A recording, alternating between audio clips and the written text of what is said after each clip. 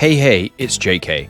We're finally back with another Dark Souls 3 multi-cycle challenge, and today we're going to be looking at some weapon types that are traditionally considered bad by the community. The weapon types in question are shields, fists, and whips. For the new game cycle, we'll be using shields, which are great for blocking or parrying, but probably not so good for actually attacking with, given their short range and awkward swings.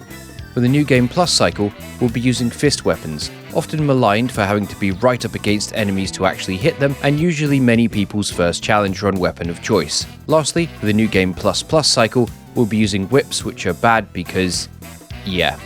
If you're hearing that list and going, wait, what about torches? Well, I already did a challenge run beating Dark Souls 3 with just torches, and there's a link in the description for you to check that out. With that out of the way, let's find out if we'll discover a new weapon of choice, or if this run will hurt me bad. We start as the Knight class for the strength stat and the Knight shield it comes with. Although, interestingly, all the classes in this game start with shields. We choose the fire gem as starting gift, and of course make a handsome green guy. What flavour ice cream do you think this guy would like? Let me know in the comments below. In a scene reminiscent of the morning after my stag party, I climb out of a grave covered in armour. I then take off all my clothes and put the shield in the right hand. Okay, so damage is actually not bad so far. I've definitely seen worse. There's not much to do here, so let's just run to Gundyr. So damage against Udex is not great. Guess that's to be expected. But there's three good things here. First, we can parry Gundyr and, although we can't riposte, the damage we do while he's down is a bit stronger than usual. Secondly, the shield bonks actually stagger Gundyr by themselves, and it doesn't even take that many to do it. Lastly, in the second phase, we can block pretty much all of Gundyr's attacks. We keep circling and smashing him with the shield, bringing him down after a short while. That went better than you'd expect. At Firelink, we place the sword and smash those souls into points of strength. We now head to High Wall of Lothric, grab Titanite shards, and upgrade the shield. I then got the cell key and unlocked the shortcut. Let's get Vordt out of the way as more upgrades lie beyond him. So again, the damage was pretty dire. But on the good side, for phase 1 at least, staying under Vordt was a totally fine strategy as he basically couldn't really hit me here. The second phase was trickier though. He's now able to hit me if I'm underneath him. I can block these hits, but they still build up frostbite on me, meaning that enough of them proc frost and take off a nice chunk of my health. The attack I constantly hoped for was the multiple charge, as it's very easy to dodge and has a big punish window at the end. After a lot of hits and some near deaths, I managed to take him down. I really need to vortify my defenses going forward. It's kind of a tradition that I forget something important, and this run was no exception, as I realised at this point that I forgot the Estus Shard and Silver Serpent Ring at Firelink. Oops. Anyhow, I used Vordt's soul to level up Vigour and Strength. We then get the banner and fly down to Undead Settlement. We run through, grabbing all the useful items on the way, and go up to the giant and befriend him. Now, unfortunately, I'm going to have to commit a cardinal sin which I really don't feel good about. Sigurd has something I need for the run, and unfortunately the only way I can get it right now is for him to die. So we let Sigurd fight this demon one-on-one. It actually ended up being really close, and at one point I thought Sigurd was actually going to solo him, but in the end he just couldn't quite do it. Sorry buddy. I then nearly died trying to finish off the demon, which would have been fair penance honestly, but I managed to grab Sigurd's gear and finish off the demon shortly after. Up ahead, I grab the Chloranthy ring, then return to Firelink and put more points into Vigour and Strength. Sigurd's Pierce Shield does thrust damage, which is very useful because it means we can get counter damage with it if we attack when enemies are attacking us. Back down here, we grab the Sublime Bone Dust and also the Mortician's Ashes. With the Ashes, we can now buy the Grave Key. This lets us open the door in the sewer and get to the ravine here where we kill the Crystal Lizard for the Heavy Gem. There's also 2 Titanite shards down here as well, which is nice. With all that, I then upgraded the Pierce Shield and infused it with fire using the fire gem we chose as our starting gift. We now just book it through Road of Sacrifices, go grab the Farron Andre, get this bonfire that I always knew was here, and end up at Farron Swamp. I came here to get the Dream Chaser's Ashes, which lets me buy unlimited Titanite shards. We buy some and upgrade the Pierce Shield to +3. Now we can take on the Curse-Rotted Greatwood. The fire damage the shield is now infused with helped to easily pop the leg and hand balls at the start. The balls took a bit longer, but it didn't take too many to burst them too. In the second phase, we baited the big stand up and fall attack and then spiked his hand afterwards. I focused next on his back balls until they burst. After that, it took only a few further hits to kill him, after which I used a device to shred him over my pasta. What can I say? I had an urge to Greatwood. Back at Andre, I heavily infused the shield now for more damage from our strength stat. Speaking of which, strength is now 22. Let's move on to the Abyss Watchers. The damage against them was okay, not the best. If it was on a faster hitting weapon with more range, this would be pretty decent. For some reason, I struggled with this fight more than usual. I made a lot of silly mistakes and got hit a number of times throughout this. Phase 1 wasn't too bad, but Phase 2 I just kept messing up dodges of moves I usually avoid easily. I'm actually surprised I didn't die here. For the last 3 minutes of this, I had no heals remaining. Somehow, despite being at 1 HP in a dream mode at the end, I somehow pushed through and landed the finishing blow to end the fight. I really need to watch what I'm doing going forward. I level up Vigor and Strength some more now.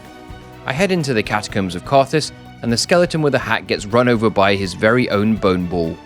Very humorous indeed. I had planned to get the Bone Wheel shield, but trying to farm the Bone Wheel skeletons with a shield is a nightmare. Plus the drop rate is like 3%, so it's very unlikely we would... Oh. It dropped on my second run. Finally, some good RNG. I need a bunch of Titanite shards, so instead of farming, let's go do the Crystal Sage. This actually was going well.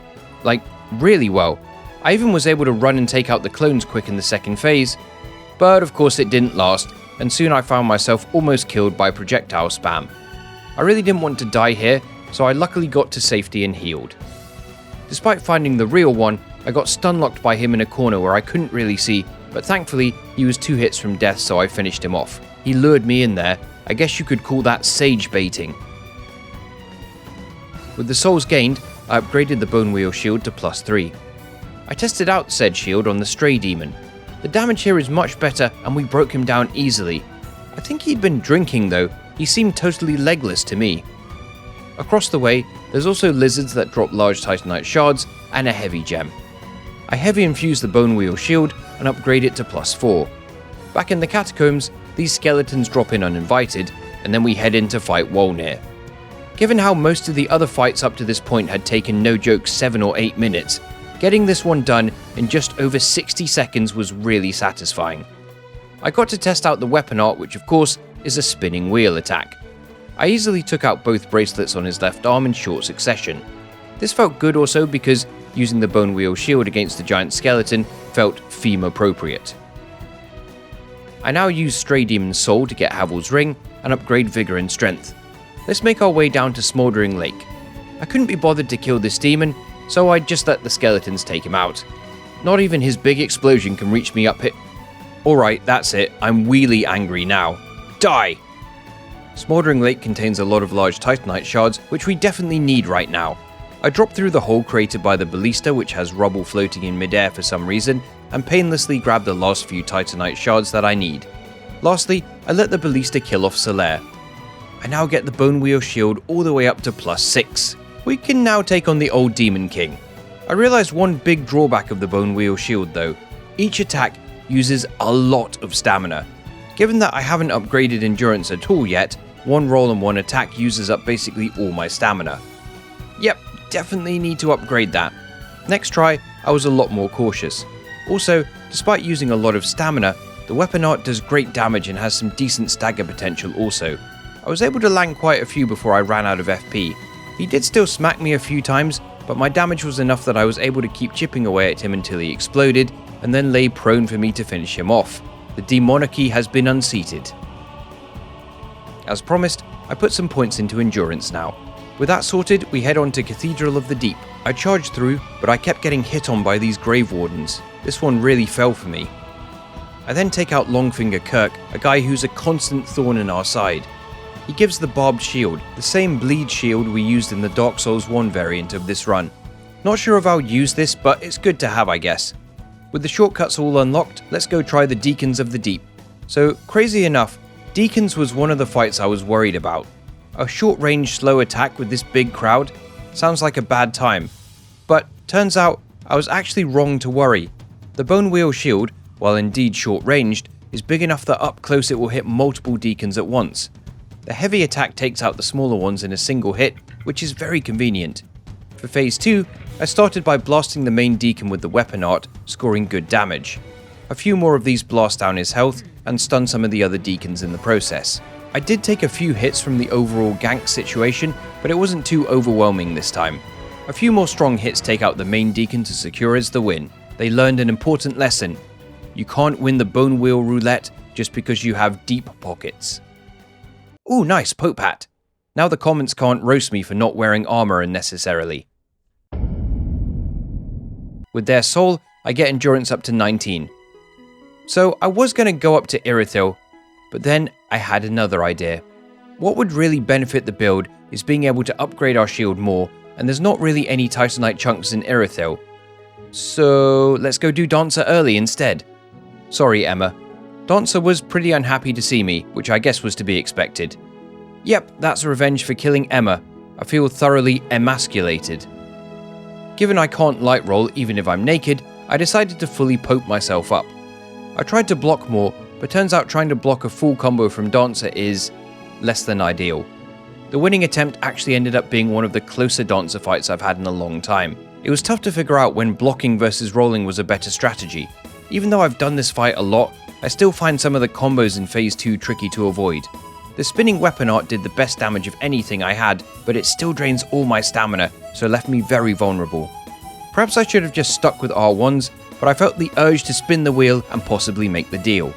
With 1 HP in a dream, I managed to land one final weapon art to dance my way to victory past this valley girl. I then leveled up Vigor and Endurance, and then set about getting all the Titanite chunks in Lothric Castle.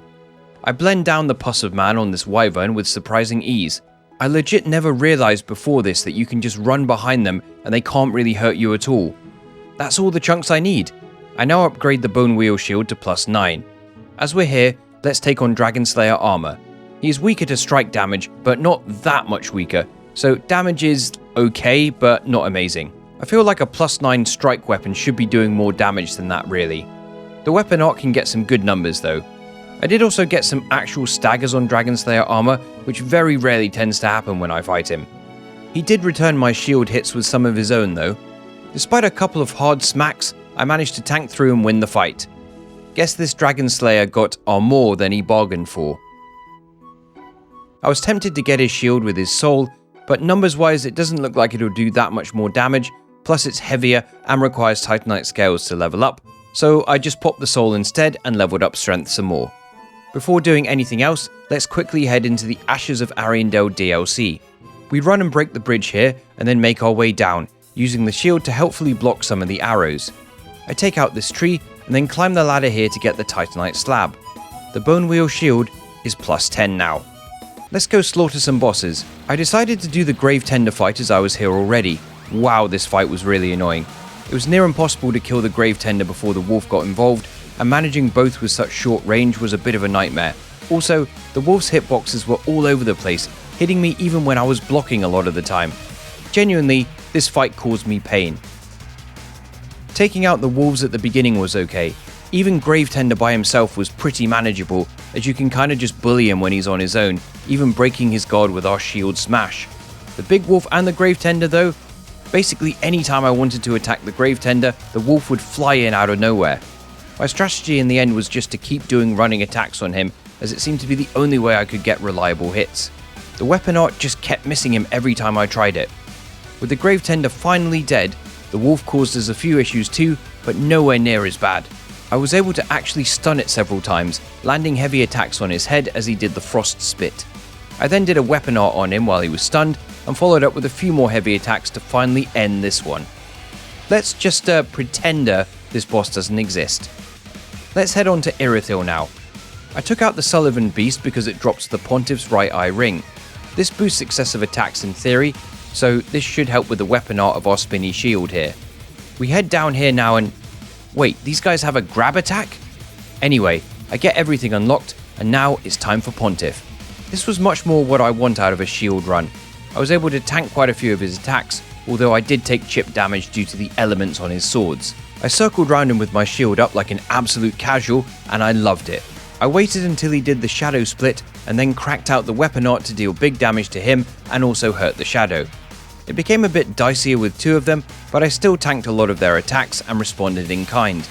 I unfortunately missed a weapon art when he did the split again, but it didn't matter as two heavy attacks finished him off. I heard this boss downgraded to a smaller vehicle recently, so now he's called Pontiff Sully Car. Up ahead, we grab the Easterner's Ashes and head into Anor Londo. I killed this spider thing for no reason, honestly, but one boss we do have a reason to kill is Aldrich. Thankfully, at this point, we are upgraded enough to do some decent damage.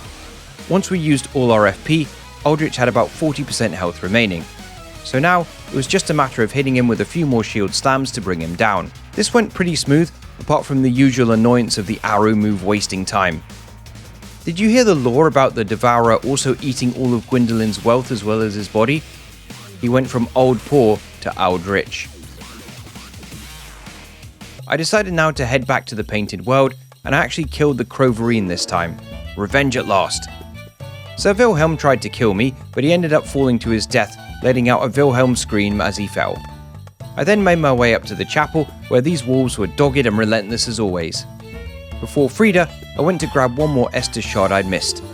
This was a much slower fight than usual, not having backstabs really hurts here. Because of how fast she is, getting more than one attack in at a time just isn't possible. I also finally realised Pontiff's right eye was basically doing nothing for my damage, so I took it off. The stamina issue reared its ugly head again, especially in the final phase. I actually came very close to first trying her, but choked at the last moment. I went in for the attack before the frost on the ground had disappeared, and unfortunately, it killed me. Well, we haven't had a savage last minute choke in a while. I guess we were overdue. I mean, not like it was a 10-minute fight or anything. Phase 1 should have gone pretty smooth. Sometimes multiple attacks were possible depending on what she chose to do, as we stagger her pretty nicely. But I just got too greedy, I guess. I actually used the most Estus during this phase for some reason. I'm also mid-rolling for like the first time in any of these Dark Souls 3 runs, so I had to adjust to the slower movement. For phase 2, I got a few staggers on Ariandel which helped speed things along. I kept on him except when I needed to stop Friede's healing. For the final phase, I mainly attacked with a single R1 after her jump attacks. When she does the invisibility, she waits around before doing her attack afterwards, which is a perfect time to land the Wheel of Pain. This third phase took nearly 6 minutes alone, but eventually, after a lot of patience, we get through, even though my nerves were a bit Friede by the end of this. We get our prize now, entry to the Dreg Heap. Here, there's a lot of useful +3 rings, but even more importantly, there's the weapon I've been most excited to try since the start of this run, the Giant Door Shield. After getting away from the Angel and easily surviving this drop, I get the Ring of Favor +3, and then go upgrade the Giant Door Shield to +7. I'll need some more chunks though, and I might as well get access to buy them infinitely. So let's take on Oceiros. I gotta say, using a Great Shield for him is awesome. The no wind-up charge, probably one of the most hated moves in this game, is totally trivialized when you can just stand at a distance and hold up your shield. It doesn't even take that much stamina to block it. You can still get caught by it if you're at an awkward angle under him when he decides to do it, but mostly it's a pretty safe strategy. With enough hitting and tanking quite a few hits myself, we pull out the win. He got absolutely Oceiroasted here. Up ahead, we grab the Path of the Dragon Gesture and head into the Untended Graves. No messing about in here, let's just do Champion Gundyr. For the first phase, turtling away behind the shield and circling him worked an absolute treat. Many of his attacks can be just blocked easily, and I managed to get a stagger follow-up by the weapon art for big damage. For phase 2, this was harder to pull off as he's much more aggressive and the attacks do more damage. I did take some hits here, and there were a couple of close calls, but some spins to win took off the final part of his health, turning this champion into a champy off. We now head to Irithyll Dungeon, where the first jailer drops a simple gem. That's handy. In this cell at the bottom, we grab the Profaned Andre, which lets us poison-infuse weapons when we give it to Cole later. I then went and grabbed a poison gem from Farum Woods and infused the Bone Wheel Shield with poison. Time to head to Archdragon Peak. The main reason I got poison was to help with the Ancient Wyvern fight. We can't plunge attack him with shields, so we gotta kill him normally, which sucks. The strat is to wait down these stairs, bait the fire attack, and then run and weapon art his head. The multiple hits do some good poison build, and it helps to chip his health down. It still procs the status even if we're out of FP as well, which is really useful. This still took nearly 14 minutes, and the tedium was absolutely overwhelming. I feel like I had become ancient by the end of it, but finally, he dies. I now get strength up to 43. I also grab a blood gem, blood infuse the bone wheel shield, and simple infuse a blue shield, which I upgraded to +7. Time to see how bleed infusion does against Demon Prince and his cronies. Bleed is one of the best strategies against them, given how high their defenses to most attacks are. I was also really surprised how much we were able to stagger the demons throughout this fight. 2 weapon arts seemed to be enough to do it a lot of the time, which was convenient because that's also all it took to bleed them out as well. Even Demon Prince got staggered pretty consistently with the weapon art, and seeing those big chunks come off his health was really satisfying. This was a super effective strategy, especially if you can capitalize when he does the laser attack. With one more spin, the only thing left of this boss are the marks his feet made in the ground. His Demon Prince. Okay, back to Archdragon Peak now. I grab the Dragon Chaser's ashes at last and use them to buy the chunks we need to max upgrade the door shield. Unfortunately, I need a couple more points of strength before I can wield it. So, we might as well do Nameless King. The first phase here, as you might imagine, was really annoying. The short range and awkward arc of my attack means hitting the head is pretty tricky. I missed a lot of times, it took a large number of hits to finally stagger him, and even after doing that, I wasn't able to finish him off. Finally, it goes down, and the real fight begins. Although weirdly this was easier. Much like the demons, it only took 2 weapon arts to get the bleed, and actually it only took 3 to make the Nameless King stagger. Even with no FP left, I could still stagger him. The Bone Wheel Shield is actually incredible in this game. This might be one of my favourite Dark Souls 3 strats so far. He did try to fight back at the end, but we finish him off with one more spin to Gwyn. I now get our last few points of strength and heavy infuse the giant door shield. Time to take this for a test drive. So, cards on the table. I had really been putting off Yhorm because I was fairly sure this was gonna suck and be some 15-minute load of pain like Ancient Wyvern, but the door shield, it turns out, is very good. Any attack that gets yellow on Yhorm's arm is a-okay in my book, but over 400 damage. Nice! Even better is after getting the stagger, we can land an attack on Yhorm's head, and each L1 with these dual shields does 2000 damage, and there's enough time to land 2 of them as well. You do need to aim your attack at the arm quite precisely, that's probably the only downside of this weapon for this fight, but the damage was really solid. Way better than a lot of things I've used against Yhorm in the past. Phase 2 did cause him to go a bit crazy, and he certainly didn't go down easy. It took a lot of baiting, hitting, and squeezing his little head between my doors, but eventually an enormous threat to the run has been neutralized.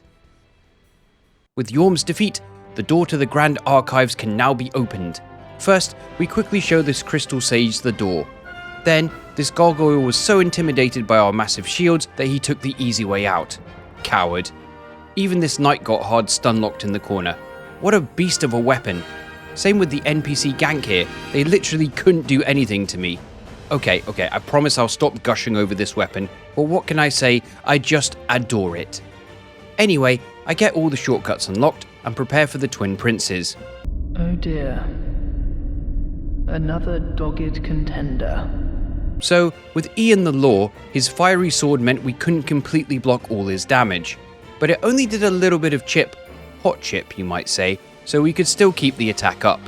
He for some reason did the big sword beam attack like 4 times in this phase, which I've never seen him spam so much before. I did manage to stagger him for some big damage at one point, and a few more follow-up hits brought us to phase 2. Lothric is pretty weak to physical damage, so the shields did some healthy numbers when we could get behind them to attack. Hitting both of them at once was also much more consistent than I had first thought. I had Lothric on pretty low health at the end of the punish window from Lorien's defeat, and it only took a few more closing door attacks to make this prince sleep so deeply we may as well change his name to Slothric. I decided leveling up any more would be too OP at this point, so I just used the souls to buy chunks and shards. I now put the cinders of the lords on their respective thrones, and then the Firekeeper sprinkles her holy dandruff onto my head. Thanks, I think.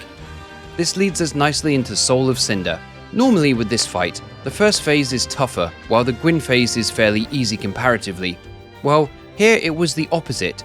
The first phase was extremely straightforward. There were many points where I could just circle him and spam the shield attack to get staggers and then a good punish. I mean, not if he decided to do Wrath of the Gods 3 times in a row though. But towards the end, I got a stagger and 3 hits in as he tried to switch to his Pyromancer phase. For the second phase, the issue I encountered was the grab and the multi-hit combos go through my defenses. You see, holding L1 with the shields doesn't consistently block like other shields, it's only a block for the duration of your hit. Although I found out after that using the weapon art does let you do a proper block, but I didn't know that at the time. So there we are. Regardless, I push through and deliver the final couple of hits to show Soul of Cinder the door to the afterlife. Hopefully he can meet Old King Dorian there. Last destination is the Ring City. We make our way past Midir's fiery path of doom, and then tried to block the fire with the weapon art during the bridge fight. It did kinda work. I mean, the shield doesn't have that high fire resistance, and there's also fire on the ground I obviously can't block, but still. After stunning Midir, a few more door closes on his face sent him tumbling off the cliff. Up ahead, we snag the Chloranthy Ring +3. Let's do Midir right now. I decided to whack on Lloyd's Sword Ring for more damage, as I don't think the extra souls from the Silver Serpent Ring were helping all that much. Damage against Midir felt lower than many other bosses, but given his huge health bar, it's to be expected. I also tried using L2 to block, and blocking his charge was a pretty cool moment. I still took some chip damage though. I stayed close to his head and went for L1s here and there. I also tried out a shield bash, which was a bit more damage but not much. Because I kept damage on the head, he staggered late in the fight, but the lack of riposte really hurts here. He didn't do the Omega laser attack in the second phase, and some part of me wanted to keep fighting until he did, just to see if I could tank it with these shields. But after running around for a few minutes, he didn't want to play ball, and I got tired of waiting. So I just smacked Midir with my giant deer shield to finish him off. Halflight is up next. Let's just ignore this one human opponent who slaughtered me here. Let's actually fight Halflight now. I took out Ian at the beginning very easily, pretty much just bullied him honestly. Okay, oh, it's this Sadu guy again. Well, I guess we should take him out as we're here. He really enjoyed mocking me. A lot. I'm pretty sure there was some severe lag here, as I swear I was miles away from some of these swings, but still got hit. Also, apparently you can iframe through the shield bash.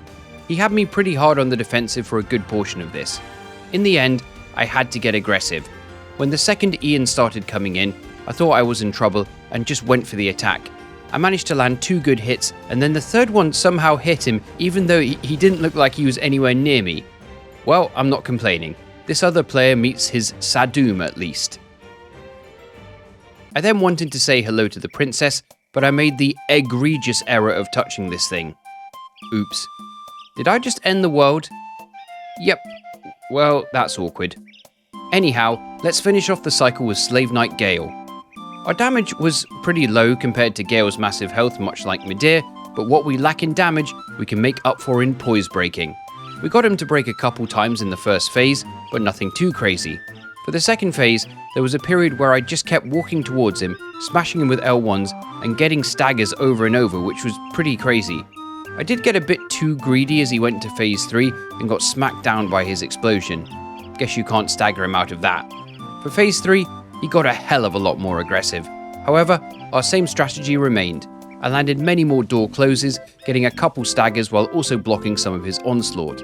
In the end, our mighty doors hold back his Gael force and we defeat the final boss of the shield cycle. I used the souls to buy shards and chunks. These are just for when I acquire the relevant ashes to buy them in the following cycles, so not to make myself overpowered right away. I'll be taking our rings and the Pope Hat through to New Game Plus, and that's it. With that, we set ourselves on fire and head into the next cycle. Speaking of fire, one thing that would be truly fire is if we hit 200,000 subscribers by the end of the year. About half the people watching aren't subscribed yet, so if you're enjoying the video, I hope you'll hit that button to help support the creation of future runs like this one. Thanks for everything guys, I appreciate you all. The new cycle begins. Now you might notice I didn't take a weapon through with me for the 5th cycle. Well, Dark Souls 3 is the only game where your bare fists actually scale with stats, so it makes sense to use them for Udex Gundyr. See the damage on this basic hollow? It's not terrible. Let's see how this does on Udex. Oh, okay, well, yeah, that's not great. But you know one other thing we can do? Parry and riposte. This will actually be the only cycle where we can do this, so we might as well take full advantage. This, as well as the charged heavy punch, did the most damage of anything here, but it was still kind of a slow fight given that this is New Game Plus, so more health. Parrying becomes less of an option in Phase 2, and I took probably the most damage I've ever taken in this phase. I got hit by a lot of his big swings, and unfortunately some of my falcon punches missed their mark. A lot, actually. It was a weirdly tense fight given it was literally the first boss, but after many punches were thrown, this Udextra-long brawl comes to an end. I went back to grab the one Titanite shard back there, and then made it to Firelink once again. Okay, so I kinda lied. I did always intend to do Gundyr here with bare fists, but I didn't really fancy doing more of the game like that, just given how long the fights will take in New Game Plus, so I pulled out the trusty Caestus I brought with me. In this game, two-handing them makes you have one in each hand, which honestly is a really great improvement over the previous games. Also, just to mention, claws are a separate weapon type, so they will not be used in this cycle. I now head to High Wall of Lothric where I share my latest punchline with this hollow. I don't think he liked it. I grab all the Titanite shards I can get here and upgrade my Caestus to +2. With that sorted, it's time to punch Vordt. Let's see the damage. I mean, yeah, that's about what I was expecting. I mainly stuck to the L1 attack, which is a combo move with both fists. Despite the low damage, we can get a lot of hits in on Vordt, especially in the first phase. While our damage may be low, his damage is definitely not, and I did actually nearly die after a hit that procced Frostbite on me. After managing to dodge his multiple charges and heal up, I landed the last few blows to bring him down. There were just too many punches, unfortunately for him. I head down to Undead Settlement and this time speak to Yhorm as we need him for this cycle. Hey guy, I'm over this way. I now go back to Firelink and speak to Yhorm, putting a point into luck. Well, you know what we gotta do now. With our bodies suitably shriveled, we put more points into luck and Yhorm passes on, leaving Gundyr in his place, who we can purchase the Dark Hand from, another of one of the only 3 fist weapons we can use this cycle. This weapon is kinda odd because it mainly does dark damage, you can't upgrade it, and you also can't two-hand it like the Caestus, which is kind of a shame. Well, let's go test it on a boss that's weak to dark. Yep, we're doing Dancer right away. Is this a bad idea? So like, the damage actually wasn't bad. I mean, not amazing per hit, but when you factor in the speed of the attack, it's not too shabby. I mean, the range is god-awful, as to be expected. For phase 1, she kinda just kept walking and I just kept clipping her conspicuous cake until phase 2 began. For phase 2, things certainly did not go as smooth. If I went for one too many hits, she'd respond with a 2-hit attack which decimated a lot of my health. I waited to bait out the attacks I knew I could successfully punish. An example of this is the spin after the jump. There were several close calls, and near the end, I choked trying to dodge into the spin attack. After avoiding her dark AoE, I ran in close and landed the final furious blows to pull off the surprising victory. Is this the Boreal life, or is it just Dark Souls 3? Back in Firelink, I grabbed the Firekeeper's soul and, instead of leveling up, I use all the souls I just gained to cure the hollowing effect so I can be back to my beautiful green self. Back in Undead Settlement, I smack the hell out of Aldrich and run on through to Road of Sacrifices. There was no reason to dilly nor dally, so I ran through to Farron Keep and started putting out fires and grabbing Dream Chaser's ashes again. As per my rule, I can now use the Titanite shards from the previous cycle to upgrade the Caestus to +3. Let's get the curse-rotted Greatwood out of the way now, as we will be needing that transposing kiln. This was actually one of the weirdest Greatwood fights I've ever had. I started with my usual tactic of trying to burst his handball, but it never burst. I hit it over and over and over again, but it just would not burst. I kept chasing his hand, punching it, occasionally smacking the mobs, etc. To my surprise, after about 7 minutes, I actually depleted his entire health bar and he died. No second phase whatsoever, the floor just fell away and the victory achieved text popped up. I guess he really did make like a tree and leave this time. Back in Farron Swamp, put out the last fire to open the door to the Abyss Watchers. No time like the present to take on these Artorias simps. The damage against them isn't too high, but we can backstab them and also even stagger them with our punches. The drawback, of course, again is the range, because you gotta get up real close to get those hits in. There were a lot of literal hit and runs, and baiting the red-eyed Abyss Watcher to get involved and help me out. And help me out he certainly did. For the second phase, I went with the classic strat of baiting the jump attack and getting a backstab in after. Sadly, the range is too short on this weapon to follow up with the usual charged heavy. Towards the end, I actually got him up against the wall and had him stun locked with punches. I thought I was going to kill him this way, but sadly he dodged out before the final blow could be delivered. All good though, as I landed it shortly after. Don't worry, I'll take care of your dog now you're gone. I'll feed him some dog biscuits every day. I head into the catacombs where I crack the bone boys right in the skull. Our first stop was actually back down to Smouldering Lake again. With some help from these bone bros and the Dark Hand, I took down the demon here to get Soul of a Demon. I thanked my skeleton friends by pummeling them to death afterwards, as is tradition. With Soul of a Demon, we can get the third and final fist weapon of the run, the Demon's Fist. This weapon rocks fire damage and looks pretty cool to boot, or should I say to glove. I will allow myself to get them to +2, only upgrading them to +4 when I get the Easterner's Ashes, and then up to +5 once I get the Dragon Chaser's Ashes. Also, I put more points into luck.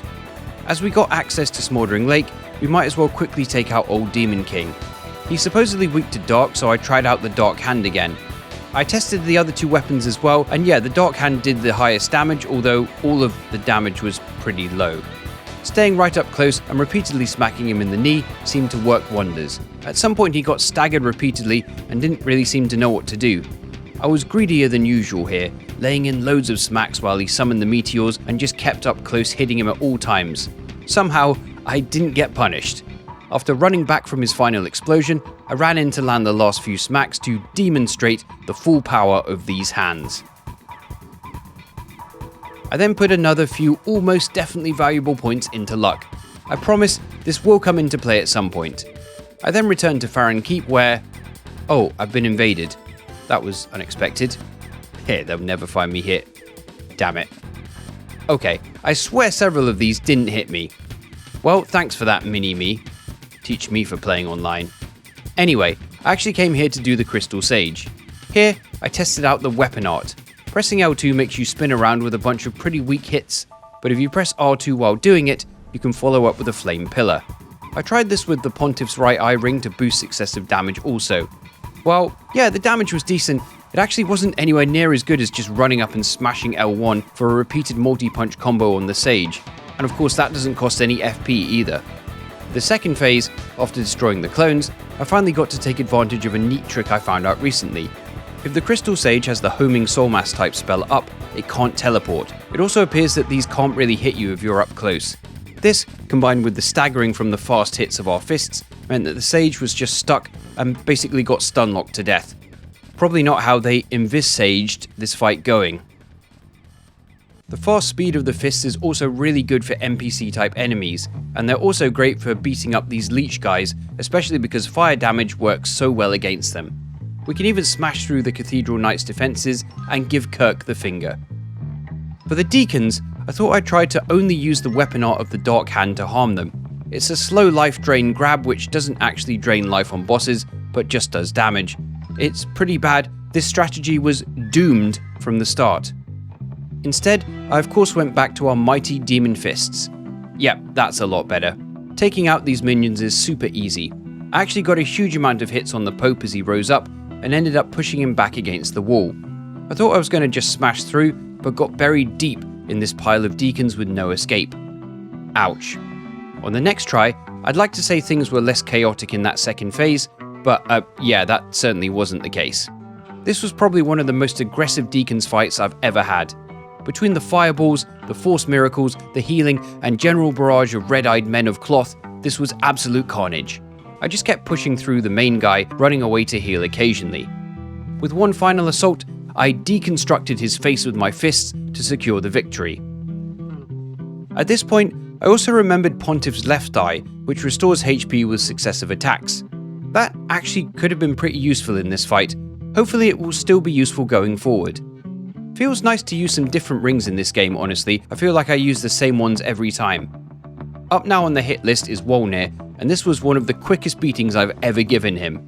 These fists just absolutely blasted through his bracelets with no issue. My only regret is that I couldn't steal a weapon from Dark Souls 2 and use the bone fist on him.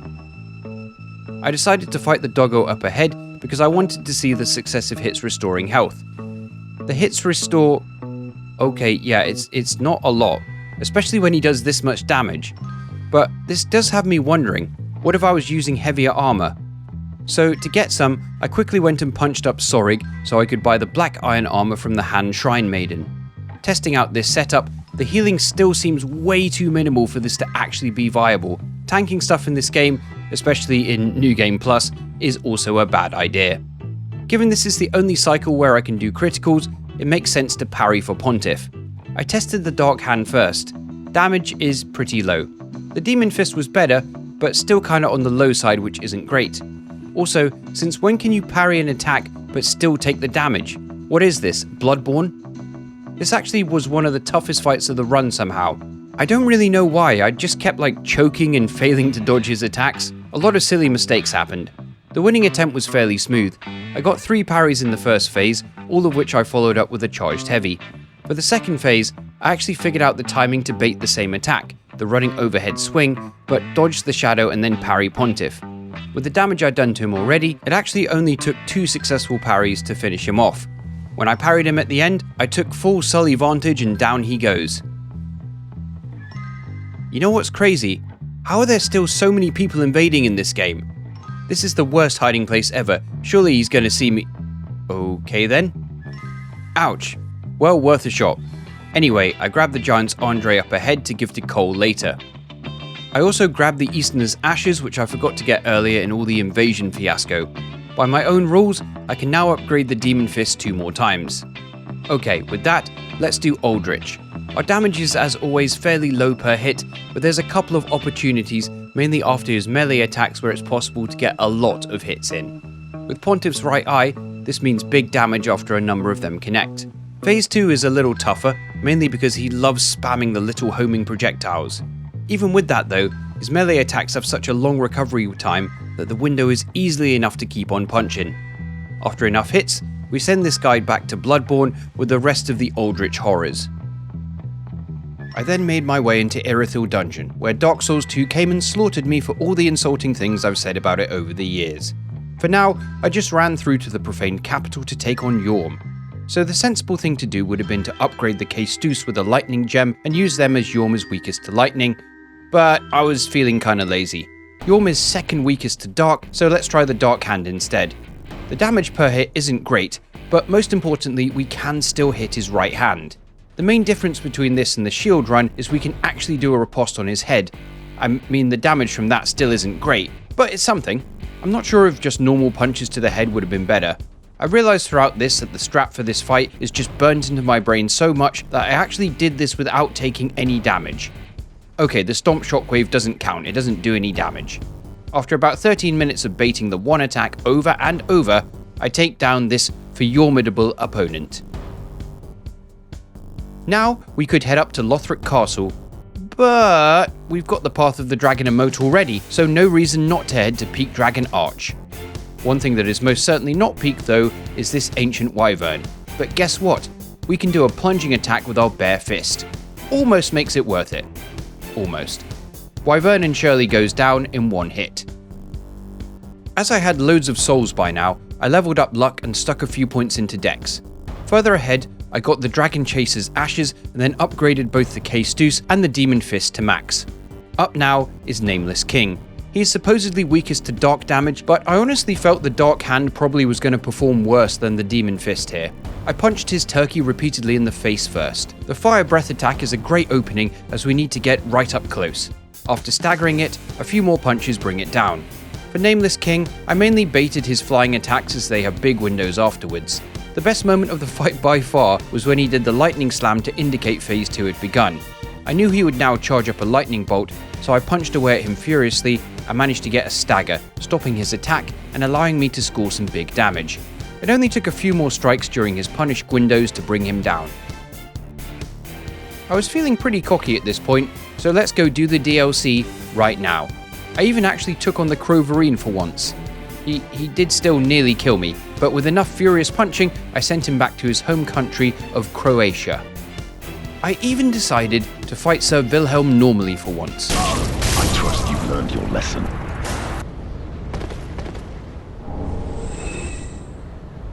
Anyway, I made it up to the chapel, and once again it's Friede time. I opened up the fight and also grabbed the blood gem from below for later.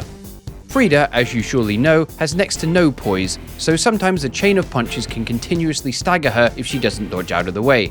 Also, backstabs are on the table for the only time in this run. The damage from them isn't amazing, but it's still pretty consistent to bait them out. Phase 1 goes down easy. For Phase 2, it's all about waiting for Ariandel's fire breath and just punching the hell out of him for damage. On the second time I did this, I did get caught by Friede's frost on the ground, but it was worth it to lay in the damage. Black Flame Friede is more of the same in terms of backstab baiting or just laying in a good chunk of punches when I get the chance to. She still did get me with a few of her frantic scythe swings, but those jump attacks are just so easy to punish. We keep the pressure on until she goes down. She's just not able to resist our power. Alright, let's punch down the bridge and... You've got to be kidding me. How does this keep happening? Screw this, I'm just going to climb down. Well, that's one way to deal with the situation, I suppose. Given how this fight went last cycle, I was pretty worried about fighting the Gravetender and his wolf crew. Well, it turns out I shouldn't have worried at all. This was probably the easiest Gravetender fight I think I've ever had. With the dogs taken care of at the start, I found stun-locking this idiot with punches was extremely effective. So effective, in fact, that when I got him to half health, I just kept punching and actually killed him before the wolf could really get involved in the fight. With him down, the wolf was no real issue, the frost breath attacks especially being a nice wide opening for many strikes. This was certainly not another dogged contender. Before anything else, I get 4 more points of luck and infuse the Caestus with bleed. With that, we use the bonfire in Friede's boss room to enter the Ring City DLC. I make it to Earthen Peak, where I obviously nail the jump here first try. So the demons are up next, and I really thought about putting more armor on at this point, but then thought, nah, naked green guy in a pope hat is the new meta. So it's bleed Caestus for this one.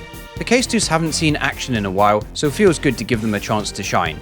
They're the only infusible fist weapon, so putting bleed on them for these demons was a great call. Remember all those points in luck? Well, our luck stack also boosts the amount of bleed we do, and of course the quick hits from the punches means that we can proc it pretty fast. Getting staggers is also on the table, which is a nice big opening for a powerful plethora of punches, even ending in a riposte on the head if you time it all correctly. Once we enter the Demon Prince zone, our punches become little more than mosquito bites to this fiery fiend. Although the damage of each one individually is minuscule, even this guy will start to feel anemic after enough of them. With several bleeds procced, he lays in a weakened state, making one last jump backwards to laser me, but I close the distance and land the final shots, leaving him in a crumpled heap, covered of course in my handprints. With that, I raise the banner and descend further into the Ring City. After making our way through, Midir greets us on the bridge again. You know, I really thought the fire damage fists were going to do badly, but just the sheer number of hits we can get in during his attack windows means this was some of the higher damage I'd seen doing this encounter. After about 4 rounds of who knows how many punches, he staggers, we punch him in his tiny eye, and he mid-drops down to the floor. Well, onto Halflight. This has the potential to be pretty bad. Taking out Ian at the start was fine, especially with a backstab and a punch onslaught. This time, we actually do get normal Halflight. Getting close to him is difficult. It always feels like he can just attack us quicker than we can attack him. I did manage to chip away at his health, but I took a lot of hits in the process. I was down to very few Estus remaining by the time the second Ian spawned, and, in my haste to take out Ian, I ended up overwhelmed and died to their joint assault. Also their joint a pepper. The next time, this guy proved he was better than me. He really hammered the point home, in fact. This was the point where I decided to at last put the game into offline mode, but this still ended up being a really frustrating fight. Ian going to heal when he was protected behind Halflight's spear was especially annoying. Oh my god, shut up already! I switched to the Demon Fist for the next attempt. Sometimes you get really bad RNG where Ian just dodges relentlessly, and sadly this was one of those times. I kept the pressure on and took him down. For Halflight, my main strategy was to rush him with a running L1. I did get a good combo in at one point, but sadly couldn't stop the second Ian from healing him. I did manage to punch Ian number 2 down shortly after though. I then waited for Halflight to do the ground projectile with his sword, and then run in for the punches. After a few nice combos, I finally ended him. I'd rather not see Philia more of this guy, but we still have one more cycle to go. I stuck a couple more points into luck, and now it's time for Gael. This actually ended up being tougher than I had imagined going in. My main advantage in previous fights was being able to get loads of hits in, but Gael, because of his speed of response, wouldn't let me get that many in. So I was basically trying to do New Game Plus Gael with a pretty low damage weapon, which proved challenging actually. This turned into a massive endurance test. I found the first phase weirdly unpredictable, with him often pulling out swings I just wasn't expecting. I had to keep most of my punishing to after his jump attacks. The second phase also caught me off guard with just how fast he can respond to my hits at times. At least I was able to stagger him out of his crossbow attack. With the final phase, the best punish window is after the combo that ends with him jumping back and then at you for the final attack. If you don't get hit by the lightning, that is.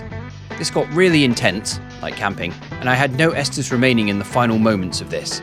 But after he once more did my favourite combo, I laid in a righteous rain of rights and lefts to bring him down. This was a victory that I'll really slavor. I now put some points into luck and dex and enter the final DLC boss of the cycle, Dark Eater Midir. Thankfully, he does have some nice big openings to hit his head. There's something really satisfying about punching a massive dragon right in the face. He didn't seem to like it very much though. My main strategy didn't differ too much from before, but being able to do a riposte on his head after enough hits helped to bring him down that little bit faster. It was still a solid 6-minute fight, and I got lucky again in that he never did the Omega laser attack here. I just kept on punching until I renamed him Fisty to Midir. With the DLC complete, we finally head up into Lothric Castle. I was actually curious to see if I could just tank the dragon's fire and run through this bit, and surprisingly I actually could. That's going to save me some time in future. Dragonslayer armor blocks our way now. Compared to the DLC bosses, it felt like our punches did loads of damage, but honestly that's just because he has so much less health. As a result, I was probably a little bit cocky here. I got too excited seeing those high damage numbers, and I did indeed get punished for it. That's Carmore, I suppose. But regardless, I kept on punishing him when I had the chance, and after a few close calls, I brought down this sentient suit of armor. Ah, press, call off the pooper!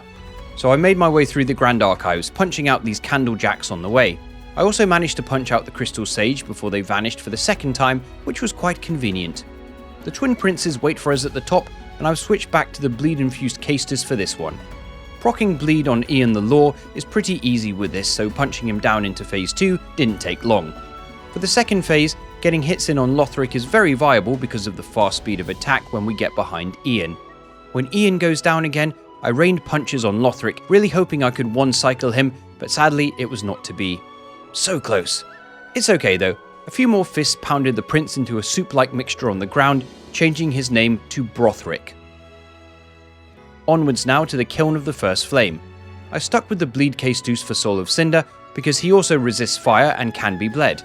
My general strategy for the sword phase was a single L1 and then dodge and repeat.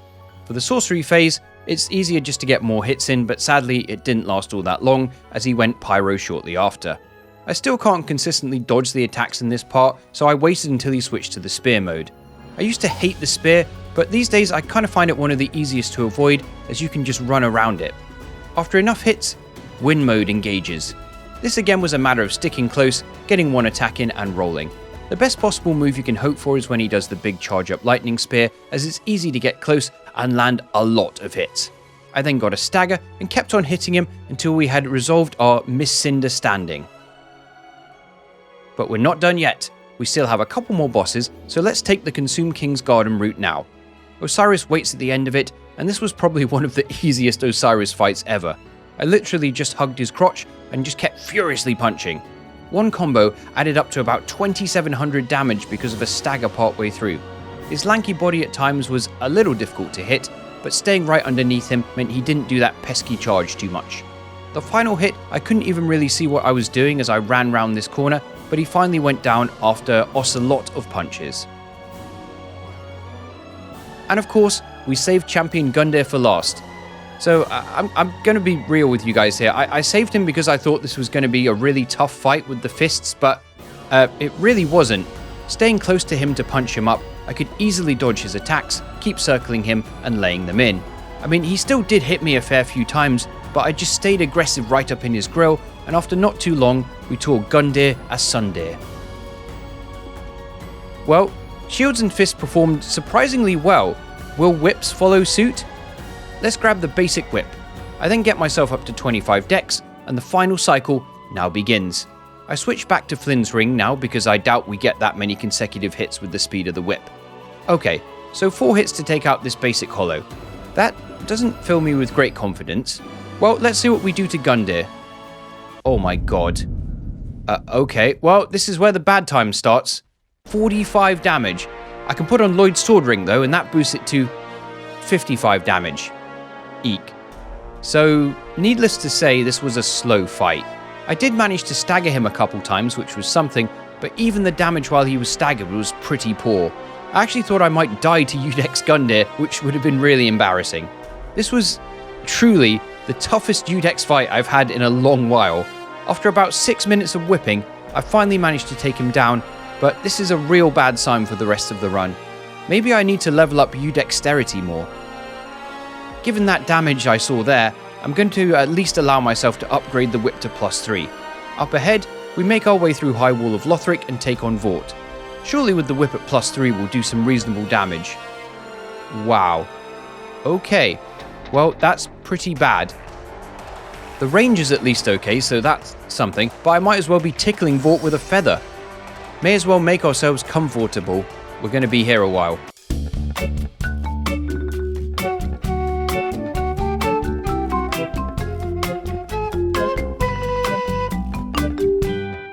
Well, that was a pretty tedious endeavour. One positive though, the whip at least knocks these dogs down with each hit, so yeah, that's something. I free Cornyx this time, which even though I don't plan to use Pyromancy, is important for this cycle.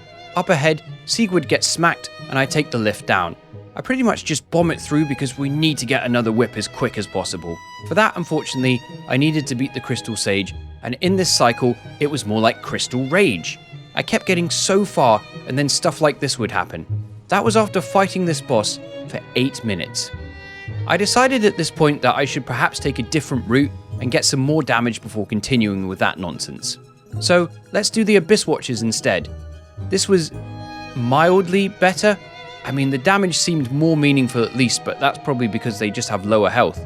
The first phase I had to rely a lot on the Red-Eyed Watcher because I just couldn't seem to hit the main one without getting punished.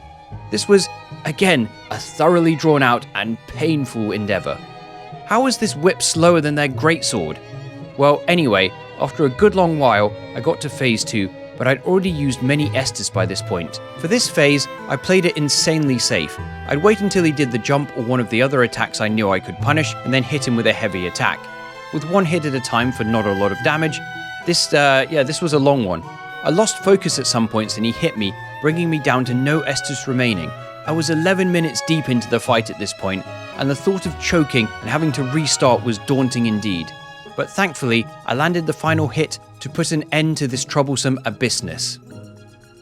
Now, another more sensible player would have allowed themselves to use the large Titanite shards they brought over from the previous cycle, instead of insisting they couldn't be used until they got the Eastender's ashes. Well, by now, you know I am far from sensible.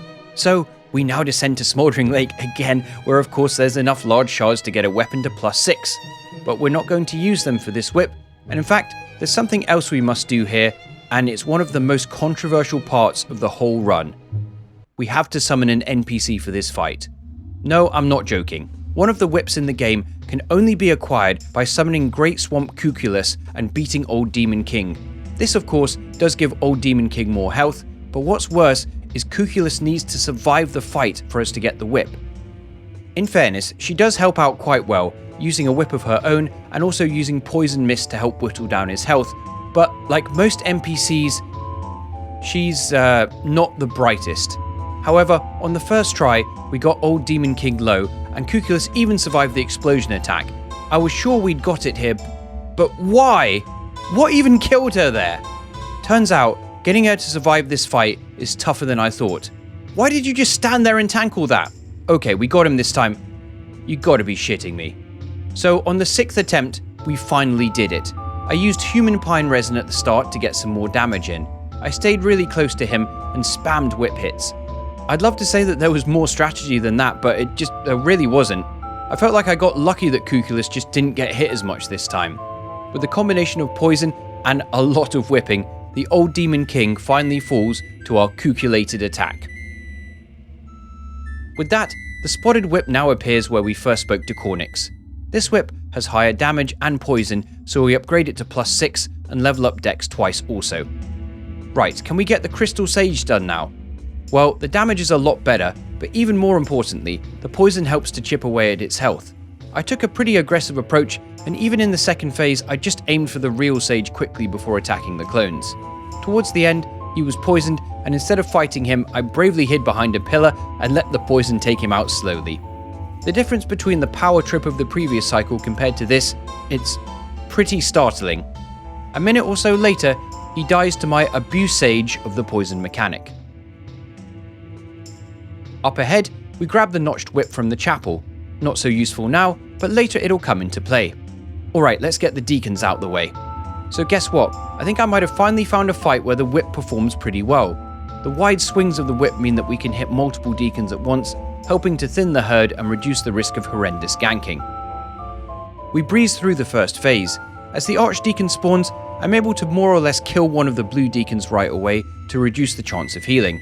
I took a lot of hits, and at some point I think the force miracle these guys do actually saved me because it knocked me down out of harm's way. Poison helped to counteract the healing, and the herd was looking pretty thin with the Archdeacon low on health.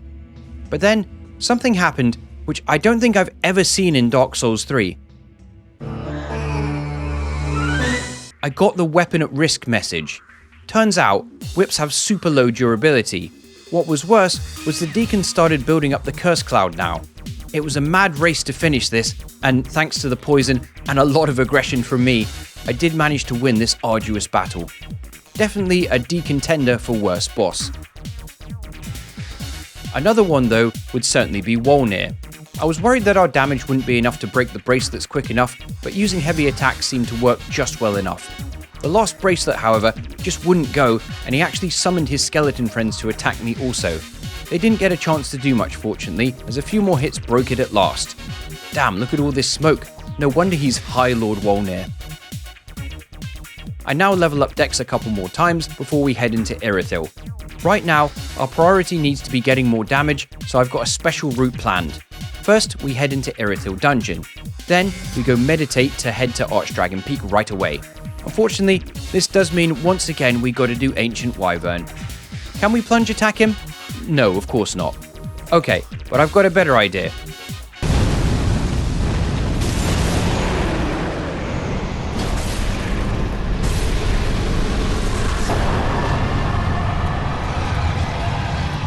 Alright, look, okay, so kind of cheating. But let's be real, I was just going to do the exact same thing I did on the shield run and just let him die of poison, except it probably would have taken even longer. This was much funnier, and it's Ancient Wyvern, no one cares about that boss anyway. In any case, we can now grab those Dragon Chaser's ashes.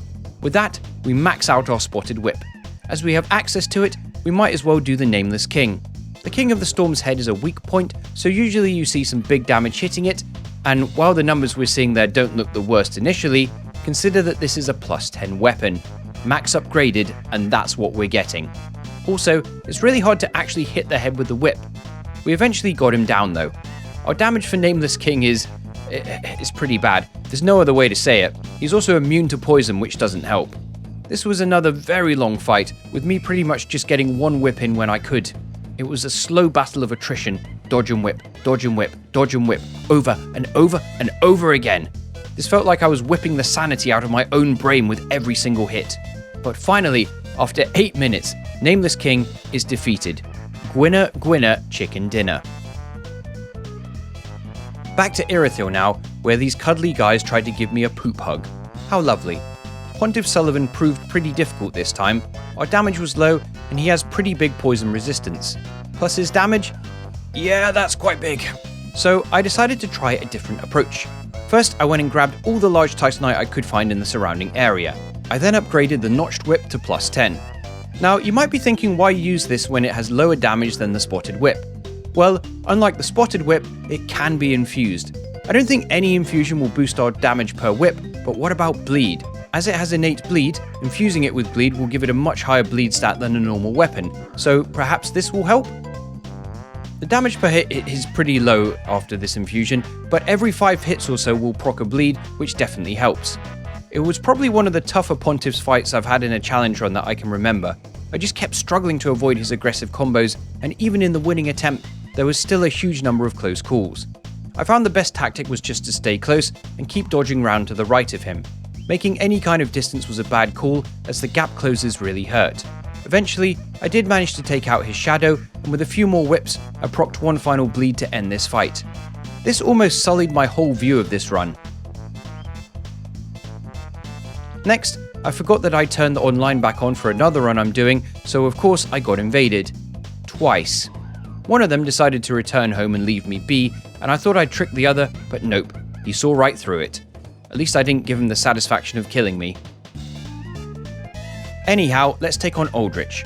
I did try out the notched whip to begin with, and while he can be bled, it felt like it took a lot of hits to get there, so I switched back to the spotted whip for the raw damage. The damage per hit on this was not too bad, and at least we had big openings for multiple hits unlike Pontiff. When he doesn't do the arrow attack, of course.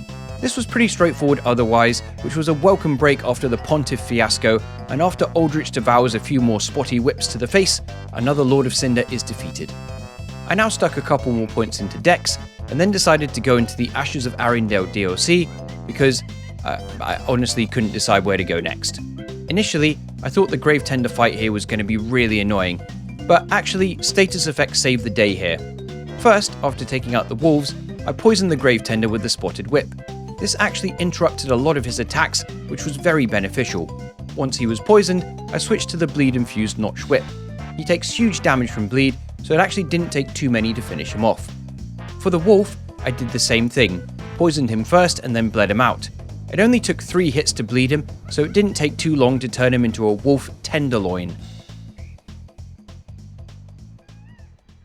Given how well that went with an NPC type enemy, I decided I would actually kill Wilhelm normally this time. The bleed did great damage, and having some kind of range was pretty useful. Finally, we're getting some good mileage out of these weapons. Before Friede, I decided to do a couple of things. First, I sold the huge amount of boss souls I had on me that I hadn't used. Next, I leveled up luck to 34. Finally, I did something I don't normally do on these runs. I respect. Mainly just to move the now useless points of strength into dexterity and luck to bring them to 54 and 50 respectively. The amount of bleed and poison we get with our whips scale with luck, so that seemed like a logical idea. With this in hand, we went to take on Friede. In the first phase, 5 hits with the whip was enough to bleed her out, and sometimes we could almost stun lock her as she kept trying to come at me for a counter attack. In the second phase, I used the spotted whip initially to poison Arendelle, and then switched back to the notched whip, which could bleed him out in only 3 hits. I avoided most damage in this phase, and they went down quick here. Black Flame Friede was easily the biggest challenge. She can attack faster than I can whip to stop our stun lock, and not being able to backstab really hurts. It came down to the wire as she counterattacked me on many occasions. I had no Estus remaining, and I was worried I might choke at the last minute. Thankfully, I got the final hit to turn her from Sister Friede into Sister Bleeder. There's no reason not to head to the Ring City right now, so let's do it. Well, suppose we gotta take out these demons, and yeah, of course I'm using bleed again. I know it might seem a bit repetitive to have used it 3 times for them, but when you've got damage like this, and especially this, then yeah, you gotta make the best with what you've got. The first phase was not too troublesome this time. I did take some hits and it took longer than the previous 2 cycles just because of the slower attack of the whip, but phase 2, my god is that damage abhorrent. If we didn't have bleed, this would be an actual nightmare. And honestly, even the bleed didn't feel like it was doing that much damage anymore. The laser attack as always is a great opening if you don't choke dodging the attack before it and then mess up dodging the wind blast preceding it. Luckily, I somehow managed to still avoid it. Despite getting slammed shortly after this, with enough persistent whipping, this demon just becomes another notch on our bedpost. Leveling up Dex didn't seem to be doing all that much anymore, so I put some points into Endurance. Okay, well let's press on and... again. Oh, okay then. See ya, I guess. We get the shortcut and... What the hell? What do you mean I can't open from this side? Oh, now it opens? What's wrong with this game? Anyway, we give Midir a thorough whipping and prepare for Halflight. Okay, let's try and take out Ian quickly. Well, you just knew that was going to happen, didn't you? Did he purposefully leave earlier just so he could come do this? Or was that a warning? In any case, doing this with whips only is not ideal. Ouch. So back to offline Halflight for me. Ian was easily dispatched with a number of notched whip hits, proccing 2 bleeds total. With it being just one-on-one with myself and Halflight for a bit, I switched to the spotted whip and hit him until he got poisoned. This meant that, while taking care of Ian number 2, Halflight continued to have his health drained. With Ian number 2 taken down, thankfully without healing Halflight, it was back to the notched whip again. One great thing about bleed is that it actually goes through shields. So even if Halflight blocks our attacks, his bleed meter goes up. It only took a couple more procs of bleed to cause this half-flight to nosedive and crash.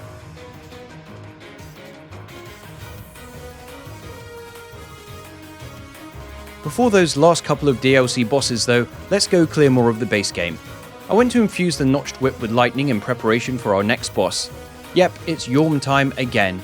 Most Yhorm fights without the Storm Ruler are pretty long and tedious, but this one was really long and tedious. Initially, I tried to hit his hand on the slam as usual, but I just could not seem to consistently hit it, and even after loads of what I thought were hits, he just didn't stagger. So next, I tried locking onto his head and using the R2, which was an overhand attack.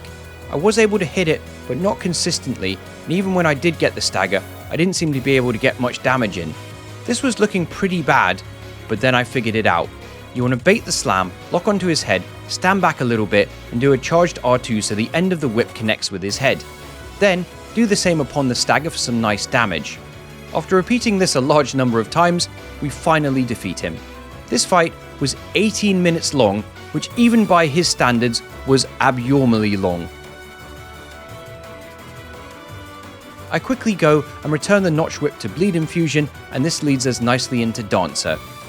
Compared to a lot of stuff we just had to do, this was a really easy fight. 5 hits proc to the bleed, which we can easily land because of the downtime between her attacks. Sure, she gets more aggressive in phase 2, but that bleed is a nice chunk out of her health. I did get lucky that she did the dark AoE twice, leaving her wide open. With a couple more procs, I get some good fight footage to add to my film reel. Okay, so Dragon Slayer armor or Oceiros next? Let's go do Oceiros. Thankfully, Chargy McNo windup can be bled. For the first phase, you can get to his tail and circle round him to bait him into keep turning. He'll do the jump occasionally, but that's easier enough to avoid and punish. For phase 2, apart from getting hit by it during the phase transition when I'd got a bit too greedy, I didn't have to deal with the charge much. I mainly just stayed very close and whipped the hell out of his knees. This strategy worked because death at my hands was his destiny.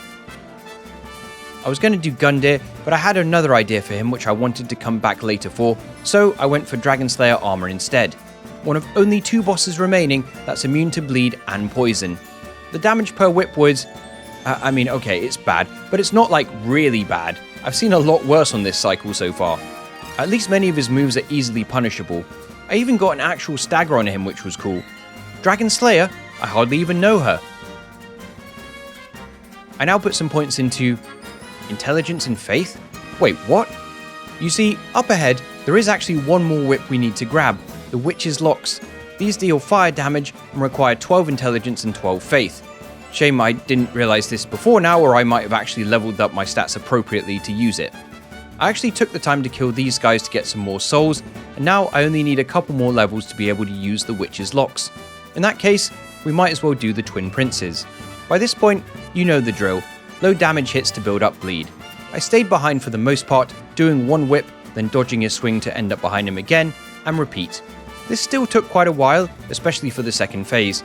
I couldn't even really take advantage of when Lothric was down, because the whips were just too slow to even get one bleed.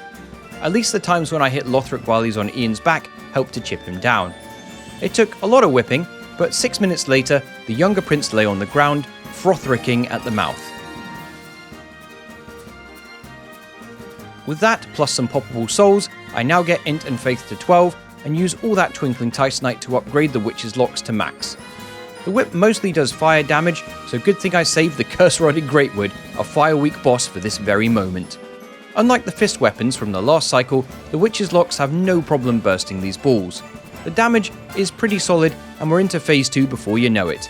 For this section, I initially burst the back balls and then tried to go for the hand, but then ended up finding a position here near his crotch where I got loads of whips in on his balls.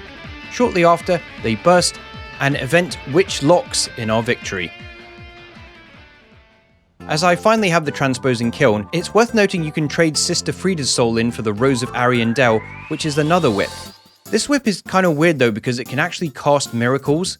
Its weapon art flays your own back to boost miracle damage. I think this is just intended as an alternate catalyst, so it's not really something we're going to use on this run. What we are going to use, however, is these Cinders of the Lords to go fight Soul of Cinder now. You know, as time goes on, it seems more and more crazy to me how much RNG affects this fight. For example, the Sorcerer mode is so easy to counter and get damage in with no issues, while the Pyromancer is just so annoying to deal with. So whichever he chooses to do for a longer time will depend on how difficult the fight's going to be.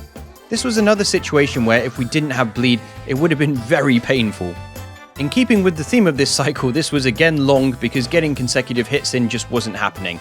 I did manage to get a couple of staggers though. In the Gwyn phase, I was able to dodge around his attacks and get one hit in between each one. The only hairy bit was when he got me stuck in a healing loop near the end, but luckily he did his multi-hit combo allowing me to recover. With a few more whips, we land a final bleed with a surgical Gwyn Scission, defeating the last boss where we'll use this bleed infusion. Because now, I infuse the notched whip with poison, meaning it can both poison and bleed enemies.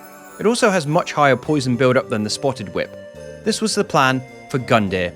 Poison him up and watch his health tick away. He didn't like this plan very much. But on the next attempt, things went much better. The poison procced very quickly and it helped to melt his health down. Of course, we can still get bleed too, and the dodge and single hit strat meant that we still procced these pretty frequently. He still did spike me with some hard hits, but the dual status combo was too much for him. This was basically playing Dark Souls 3 like it's Elden Ring. He's normally a tough opponent, but he was really outgunned here. I plan to do the same with Slave Knight Gael. Poison works great and doesn't take that many hits to proc.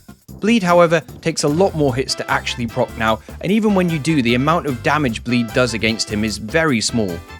So instead, after getting the poison, I switched to the Spotted Whip for its higher base damage. When the poison ran out, I switched back again to the poison notched whip to re-proc it. Needless to say, this fight took a long time. Poison is still pretty slow, and the damage per hit from our end is also minuscule. I took some pretty hard smacks here, and I'd end up using all my Estus by the end, giving me a massive fear of a late fight choke. This would have been devastating, given this was 10 minutes into the fight at this point. Luckily, I in fact didn't choke, and was able to add him to our gallery of defeated bosses. For the last level up of the run, I put 3 points into Dex, and switched the notched whip to a sharp infusion. Alright, let's go take on Midir. Well, that's not a good sign.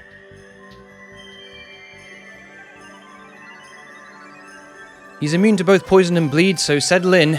It's gonna be a long one once again.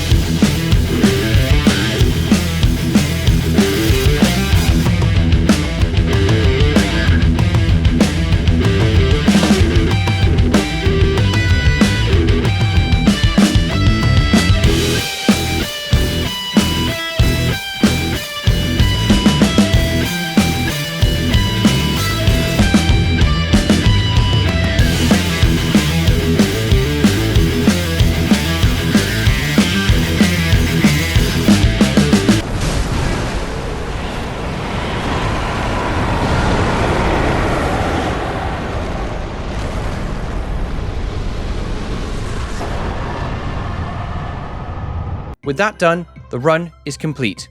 So were these weapons bad? Well, I'd say that the fists were actually really good here. They definitely performed the best. The shields also weren't bad despite having some drawbacks. But whips? Yeesh. Yeah, don't use them unless you want to whip your challenge run skills into shape. Anyway, I hope you enjoyed this video of bad weapons and bad weapons. Thank you very much for watching. I've been JK Leeds. See ya, and have a good one.